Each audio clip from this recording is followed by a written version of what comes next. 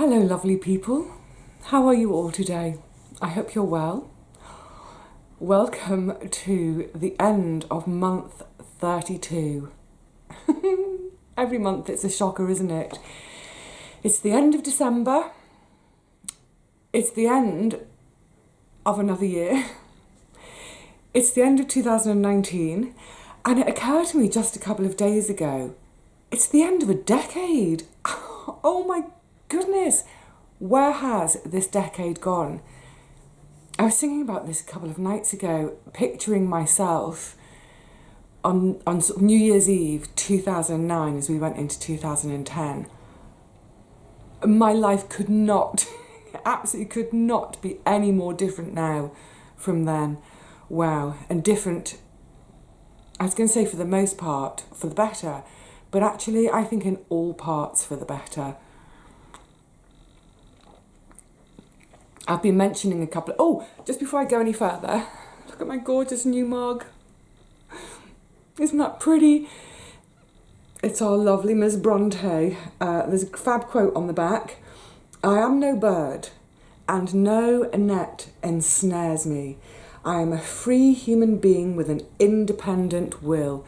Way to go, Charlotte. Absolutely. A woman after my own heart. Or maybe I'm a woman after her heart, because she came before me. This was a Christmas present from someone. I don't know who. There was no label in it, and it arrived after basically it was here waiting for me when I came back from being away for a couple of days at Christmas. So whoever you are, thank you so much. I love it. I absolutely love it. And the tea towel. Oh my goodness.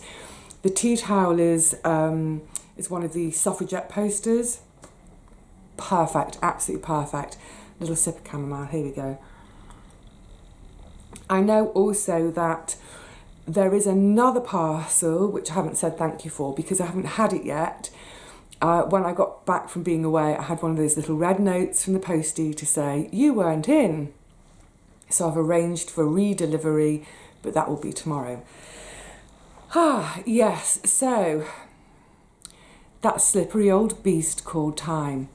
Now, interestingly, I heard a couple of days ago, and I can't for the life of me think where I heard it, probably on Radio 4, I'm not sure, but there was a university in America that did an experiment with a group of 20 to 30-year-olds and a group of 60 to 70-year-olds, and it was all about the perception of time passing. Now, of course, because the experiment was based on individuals' perception, it's completely subjective. However, they were able to draw quite a clear conclusion from this experiment that the group of 20 to 30-year-olds, in a given amount of time, their perception of how much time had passed was pretty much bang on how much time had passed.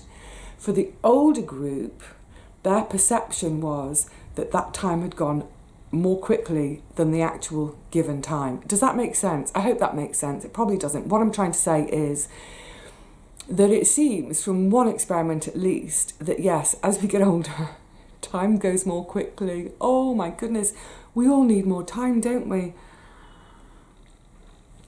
I think that's definitely been a recurring theme for me this year.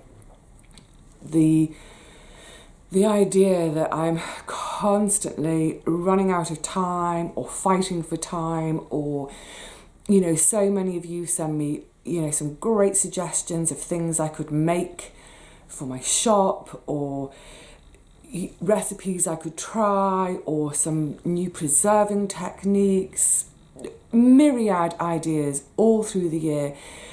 And I love them, and they're great. And quite often I'll bookmark things, or I'll make a note of things. You don't even want to see my notebooks. They're just full of scrawls of ideas. But I'm always saying the same thing. I always come back to the same thing. I don't have any time spare to do that. Is that a good thing or a bad thing? Well, I think it would be a bad thing if I was wasting my time. If I was basically sitting at home twiddling my thumbs, watching daytime TV, then to say I've got no time would be ridiculous and such a waste. But the fact is, and this isn't a whinge, it's just a, saying it how it is, I fill my hours. I'm pretty productive most hours of every day. And even at the end of a day, there's still something else on my to-do list.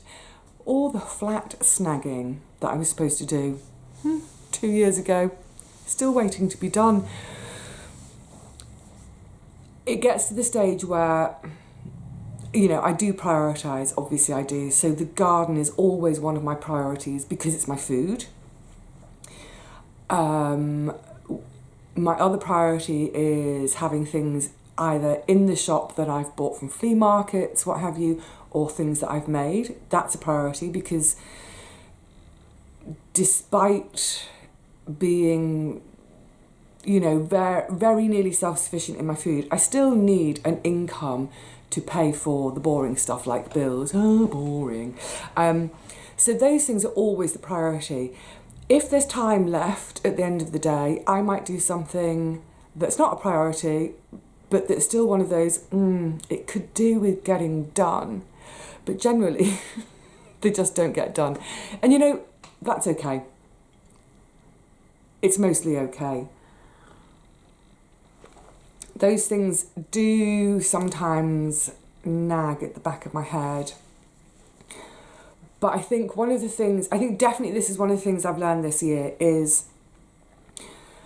I've stopped beating myself up for not doing the things that I think I should be doing or ought to be doing or even want to be doing. All of last year, 2018, that was a really busy year because I'd had that first year off work, getting things established with the garden, with doing my YouTube channel, that sort of thing. Then I introduced the sewing and the shop, so it was mad busy, 2018. 2019 has been a good year in terms of just sort of consolidating these new parts of my life now. Seeing the sort of ebb and flow of the seasons, how I need to work the indoor stuff around the garden. I think we all tend to think, oh yes, the spring, yes, that's bound to be busy in the garden, and the autumn. But this year has been great to look at the whole year and really see that actually from about the end of March right through to November, it's pretty much non-stop in the garden. There isn't that real downtime in the summer. I'd always thought there was downtime in the summer. Maybe the reason I thought that was because I was associating those gorgeous, long, languid days in the sunshine and the heat. I was associating that with not really doing anything in the garden, but just being there and enjoying it. So this year, I had a really close look, as it were, in the moments that I was doing it, but also now at the end of the year, looking back and realising that actually the garden is just as busy in the summer as it is in spring and autumn, if for no other reason than watering and tying in. Oh my goodness, I spent so much time tying in this summer. It was crazy. Great, because that's a sign that things have grown and are rampant and growing and growing. So no complaints from me. But it is useful to have had this year to now say, okay, I've more than adjusted to not being at work now. I absolutely know what my garden needs. Of course, there's always going to be some curveballs by way of the weather, a crop failing, what have you. But generally speaking, I know how the garden looks for a whole year now. I know the ebbs and flows and the rhythms of the shop and my sewing and how I can fit that in around things. So it's really great to finish the year with such a clear overview of everything and the chance to say, right, were there times when I could have done something more, how to put it, basically just in a better way to save time, and therefore with that bit of saved time to either enjoy doing nothing, or to have time, to make time to do something else. So for instance, I've been saying in the last sort of couple of months or so, maybe it's not that long, maybe it's only the last month, that I really wanted to introduce to myself this idea of one day a week being a really quiet day. It will still be productive, but it will be more restful, slow, quiet, so that it actually almost feels like a day off. And I sort of decided that, right, I'm going to try that on a Sunday, because Sunday, well, you know, historically it's been the day of rest, hasn't it? So why not make it my day of rest, where I'm still productive, so I'm not worrying about, not doing anything. I would find it, I think, almost impossible to do nothing. I think that's just how I am. But at least to have a quiet day, we'll see. Put it this way, I've got to the end of this year and I am beyond tired. Oh, there are different kinds of tired, aren't there? There's that wonderful, glorious tired from a really long, full, physical day in the garden, when you get home, the sweat has crusted on your cheeks, you're dusty from, I'm thinking about the summer now, you're dusty from the sort of, all the dusty soil that's come up onto your skin and stuck to your sweat and crusted, and you're aching all over, and you plunge yourself into a gorgeous long hot soak, get your gym jams on, and then, you sleep like a baby. That's a beautiful kind of tired. I love that kind of tired. And there's a reason for it, so I love it. It's great. And that sleep that comes after it, it's always such a good sleep. Next day you think, yeah, good, did that. I'm talking about the kind of tired that is just all pervasive. It's just there all the time. And I think for me, a lot of that is, it's not necessarily a physical tiredness, but a mental, emotional tiredness that comes from having to be responsible for everything every day. From the minute I wake up in the morning, I'm responsible for everything till the minute I go to sleep. And there's no let up, there's no, sometimes I fantasize about having a partner. It's true. I don't really want one, but I fantasize about it every now and again, and I think, wouldn't it be amazing for someone else to make a cup of tea for me and bring it to me? It's the simplest little thing, isn't it? Anyway, so yes, I'm not going to bleat on about that, but I am definitely more tired this year, at the end of the year, than I've ever been. So it's telling me, I'm listening to myself, this is not, I can't keep this up. I'll kill myself. I mean, not literally, but it's really important, I think, to think about how to make time to take time out. So, all being well, next year, that's what I'm going to aim to do. I'm going to aim to make Sunday a quiet, restful day, not just physically restful, but mentally restful. It may even be a day I decide I don't have the computer on at all. I have been in the rhythm of having videos out on Tuesdays, Fridays and Sundays. So maybe I'll just change that and do a video on Saturday instead, so I don't need to open the computer on a Sunday. If I get a shop order on a Sunday, well, I can't post it on a Sunday anyway, so surely it would be okay to leave the orders unfulfilled on a Sunday and just do them on a Monday. That would be okay, wouldn't it? So yes, I've been thinking about that a lot, and I'm hoping to put some things into action so that next year, no matter how busy I get, I don't end the year feeling like quite such a limp piece of lettuce. You know, that kind of lettuce in the back of the fridge? I'm fine. I'm actually fine.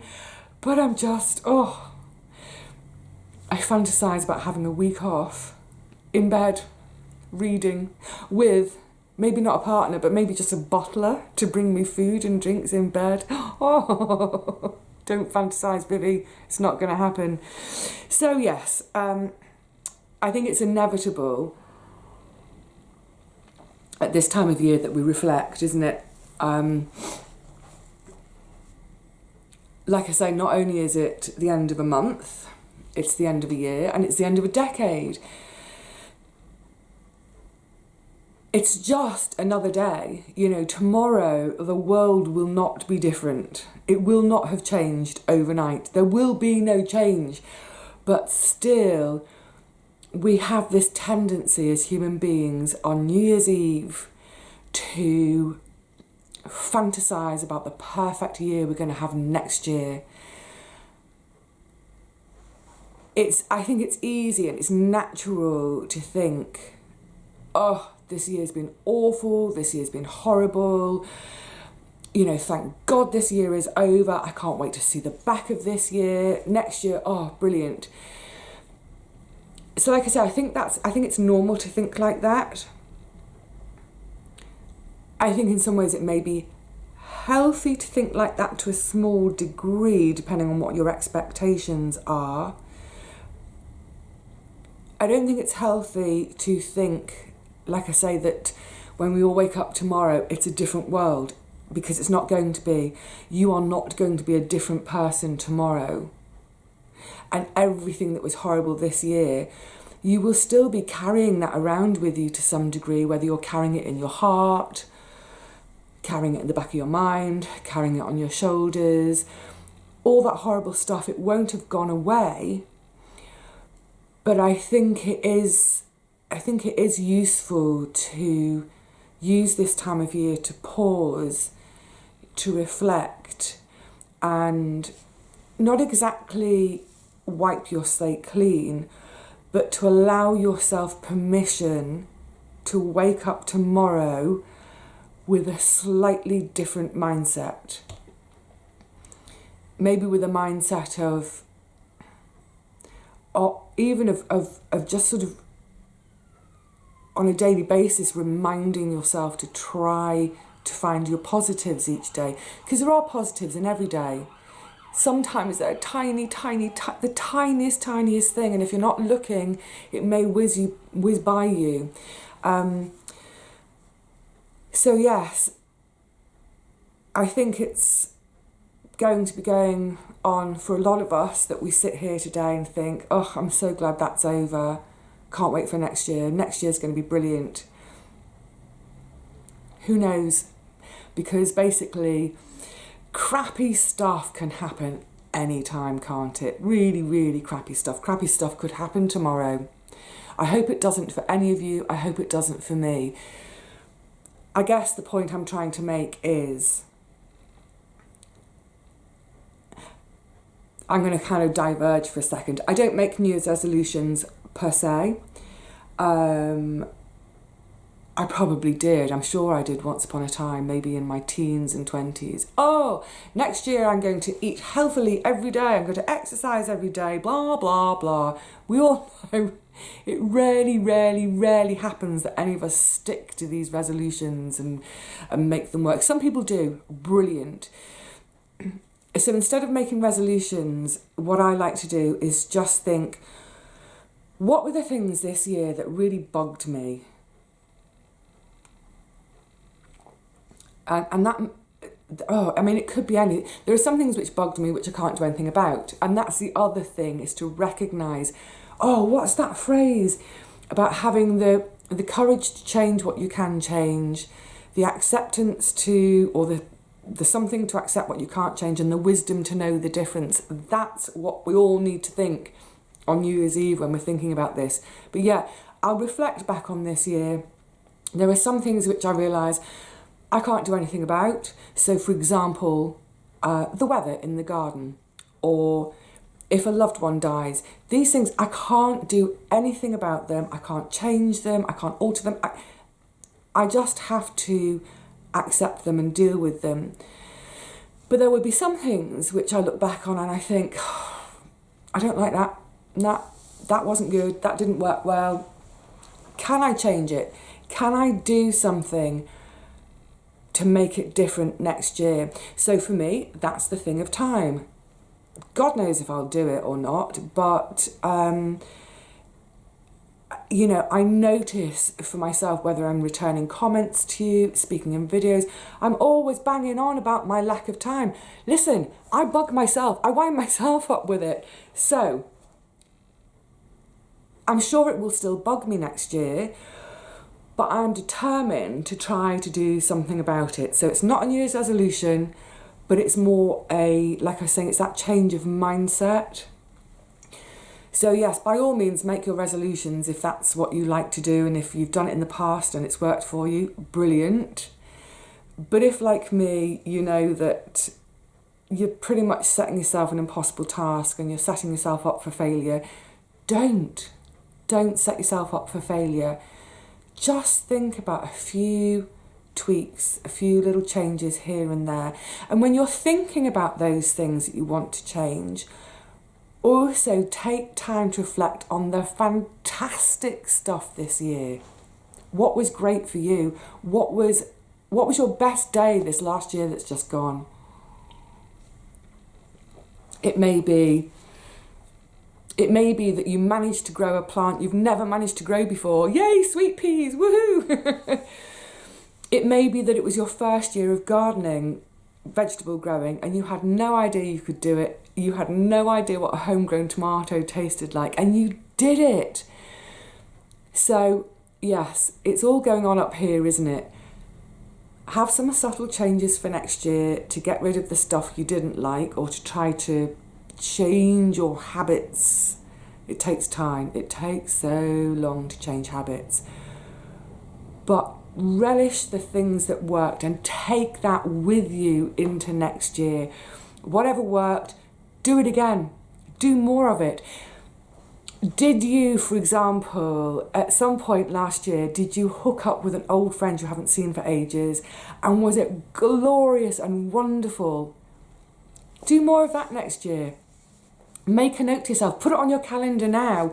Not a specific date, but say for February, stick it at the top of the calendar and say, ring such and such a friend, arrange a date. Brilliant. Oh, and do you remember, I can't remember when it was it about 3 or 4 months ago when I was doing my monthly roundup, and I was saying send a postcard to a friend for no reason other than to just say hello, because you haven't said hello for a while. I know loads of you did that. Oh, sorry, excuse me, getting comfy.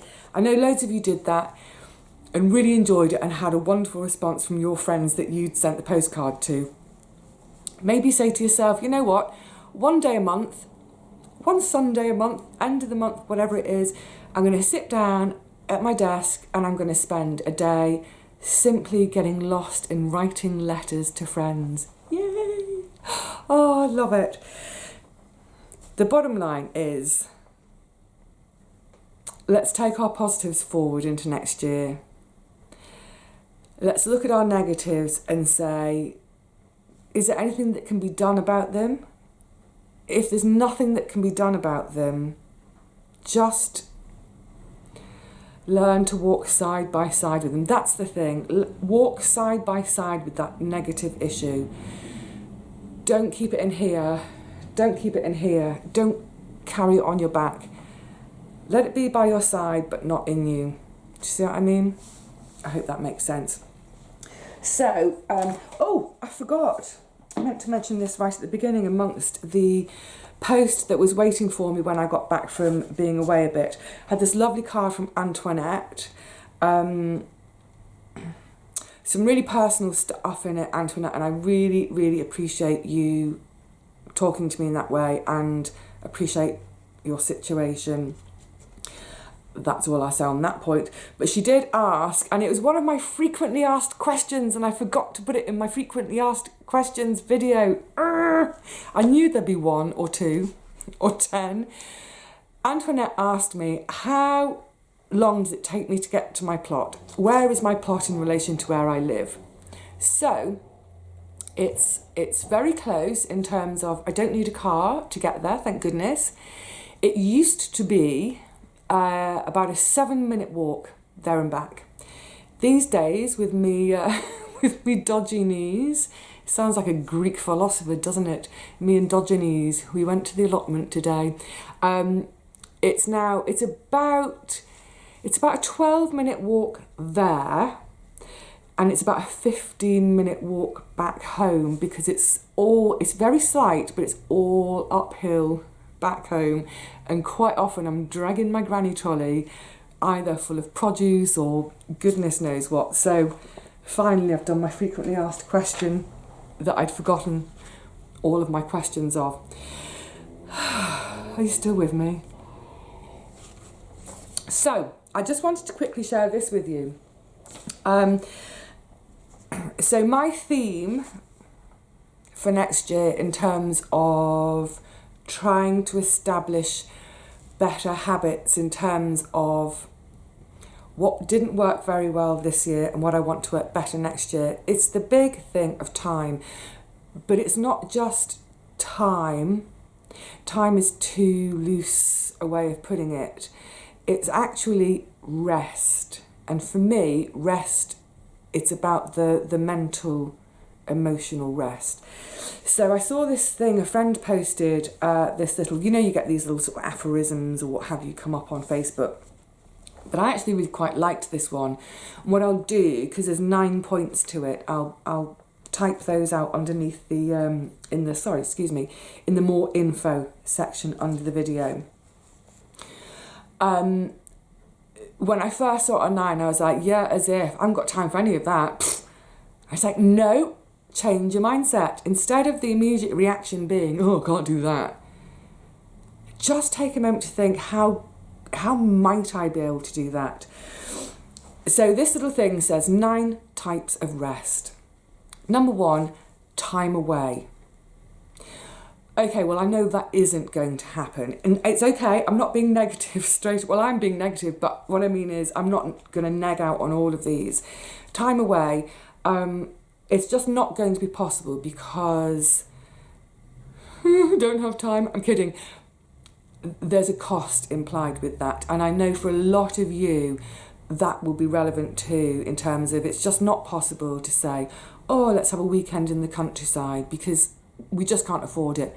That's fine. There will, I'm sure, for most of you, there will be one of these points which you can apply. Number 2, really interesting, permission to not be helpful. That's a really tricky one for me. It's just in my nature. If I see that someone needs help, I offer it. I don't even wait to be asked. Excuse me a sec. So, the way I've read this, and this is definitely something I need to carry forward into next year, is, and I know some of you are going to really strongly identify with this, what I need to learn is I can't solve everyone's problems. I just can't. I can try to be as good a friend as possible to as many people as possible. And if someone really is in dire straits, of course, I will drop everything to help them. But I can't keep, this sounds awful, I can't keep giving myself to everyone else at the cost of having anything left for me. So I think that one's a really pertinent one. It's going to be difficult to give myself permission to not be helpful. And it's not even a case for me of learning to say no. It's a case of learning to just not jump in there and offer before you've even been asked. Because I just spread myself too thin. Number 3, something unproductive. I like the sound of that. And one could argue that reading is unproductive. I mean, it's not, because we're educating ourselves, aren't we? But I think that's the one I'm going to pick up on for next year, is to just take that time on a Sunday, whatever it is, and give myself permission to simply read for 3 or 4 hours and it'd be okay. Number 4, in types of rest, connecting to art and nature. I do that every day anyway, pretty much every single day. So perhaps each day I'm getting a few seconds of rest without even realising it. Maybe take more time to acknowledge those moments. Number 5, solitude to recharge. I definitely identify with that. Now it's funny, a lot of people over time with my videos have said, oh, you know, perhaps you're missing your friends, or, you know, if I'm low about something, or you need to connect with people. The fact is, I have a lot of people in my life. I see a lot of people, and I actually crave solitude. So maybe that's another thing. And back to that whole Sunday idea is, not only do I do something quiet and calm at home on the sofa, whatever it is, but maybe it's a day when I take the phone off the hook, turn my mobile phone off, unplug the computer. Something to think about, isn't it? Turning my mobile phone off is a bit tricky though, because I'm always on call for my great aunt. But it doesn't happen very often these days that I get interrupted. Oh, not interrupted, but it's not very often that I get a call that's really urgent. Most calls I get, there are things which I can deal with over the next couple of days for her. So yeah, solitude to recharge, unplug everything. Number 6, this is really tricky for me, and this is the one I struggle with most. Break from responsibilities. I know that there are going to be those of you with elderly relatives or children who will think, impossible, absolutely impossible. But maybe there is a way to do it, even if it's just for 1 hour, even if it's just for an hour, to say to a friend, hey, would you mind watching the kids for an hour? I desperately need to just sit in the bathtub with a book, whatever it is, that sort of thing. Number 7, stillness to decompress. That resonates. Again, sofa time. Number 8, safe space. Well, for me, that's my home, my shed. I'm safe space. Yeah, that's a given for me. I've got a lot of safe space. That's great.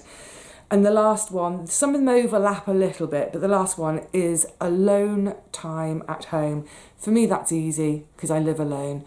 But I guess there are a number of you.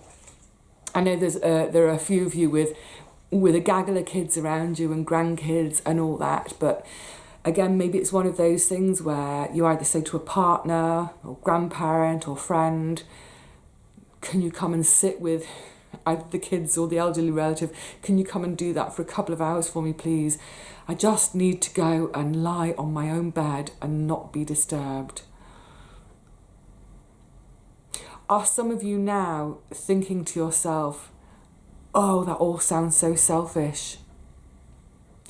I did when I read this list at first. I was like, well, I can't do that. I can't put me before my great aunt. You know what I'm going to say next, don't you? Of course you do. If you don't look after yourself, who's going to look after those other people that you do look after? See? You knew I was going to say that, didn't you? So, yes, it was a useful little list to see. I'm actually going to keep it pinned above my desk to remind myself. I'm not making any promises to myself or any of you that throughout the course of 2020, oh, we're into the 20s, the gay 20s, yay! Ooh, should I channel my inner flapper? Anyway, what I was going to say is I'm making no promises now that throughout the course of next year I won't at some point or other, in a video, in a comment, in a Facebook update, in a private message, in an email, say something along the lines of, I would, but sorry, I've got no time. Because I know it's still going to happen. And that's the other thing, isn't it, is when we fantasize about our next year to come, our dream year, how fantastic the garden is going to be, how wonderful all our relationships are going to be, love and harmony every day of the week. We know it's not going to happen, don't we? So let's have our dreams, let's have our hopes and desires, but let's also approach it with a bit of realism and a little bit of acceptance that life ain't perfect. None of us are perfect. We are bound to cock up at some point or other, but that's what makes us beautiful. Beautiful and rounded human beings. So, cheers, Charlotte. I'm going to wrap up there. Of course, my year would never be complete without the huge amount of love I have in my life every day. I am so fortunate to be utterly squashed and squished by love every day. Loads of it comes from you lovely people, in your comments, in your private messages. I appreciate it so much. Loads of it comes from the lovely friends I have in my immediate neighbourhood, especially my allotment friends, who, they began life as just people who were on the plot over there. But over the years, they've become dear, dear friends to me. I've made some amazing new friends this year. I couldn't have imagined at this stage and age in my life that I would meet people so perfect for me, shall we say, and become such good friends, people I adore and love so much. How wonderful that can happen in life. Yay! So, to all of you, my friends out there in ether land, here's a little look back at some of the lovely moments with friends. I think this is all going to be from the garden. Yeah, it's all going to be from the garden. My gorgeous, lovely, real life, physically huggable friends that I've made here. All it takes for me now is to say, have a safe evening. Don't go mad. Enjoy your festivities, whatever you're up to. Embrace a whole new year. And remember, bring all that positive stuff with you and splurge it into next year. Cheers, everybody. Happy New Year for 2020.